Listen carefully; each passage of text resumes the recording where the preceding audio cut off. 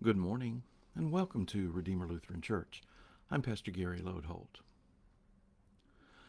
I sat in the waiting room of the hospital once, being with the family while their loved one was having surgery. The family was tense and anxious. Now, when a surgery is over and the doctor comes out, everyone goes into the consultation room to hear the results. The new HIPAA rules mean that you can't just say things out in the open waiting room with others around any longer. But these were pre-HIPAA days, and if things went well, typically the doctor just told the family in the waiting room that indeed things had gone well. The patient would be in recovery for so long and then moved to a room and everyone was happy. But since I am often in hospital waiting rooms like that, I knew, at least in those days, that if the doctor called you into the consultation room, it typically meant bad news, and the doctor didn't want to share it in an open waiting room. Again, nowadays you can't tell because you go to the consultation room most every time to preserve privacy. So with this family, the doctor came out and called the immediate family into the consultation room. I was left sitting in the waiting room alone. I knew that them going into the consultation room meant that it was bad news, and so I began to prepare myself for when they came out. I expected that it was cancer, but I wasn't ready for what happened. The door opened across the waiting room, and there, 30 feet away, the patient's wife was distraught as she looked across the room at me, and with tears rolling down her face, in a loud voice she said, "Why, Pastor? Why didn't God hear my prayer?" This week we are considering what people expect from a church. And yesterday we looked at how people come to a church to be understood. Today we want to consider that people come to understand. In that hospital waiting room, that wasn't the time for a theology lesson that God hears all our prayers and that what she meant was that God didn't answer her prayer the way she wanted God to.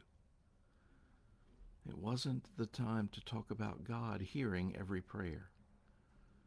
It was the time to walk with her in her grief and pain. Still, her story is a good one to illustrate how we yearn to understand. We want some kind of understanding of why things happen the way they do. What caused that flood or that tornado or that shooting on the street where a stray bullet entered a house and killed a child in bed? What caused that illness or death? People come yearning to understand the forces of life, looking for explanations that ease the misery, that reassure us that God is in control, and that reinstates our trust in God. We need that, and we come to church for that. There's more, too. Sometimes, and this takes a long time before we are ready for this, but it can and does happen. Sometimes we can find new understandings about God and a faith that transforms our lives and helps us grow in faith. But again, this takes time and much reflection on whatever happened. Life is more complex than it has ever been before.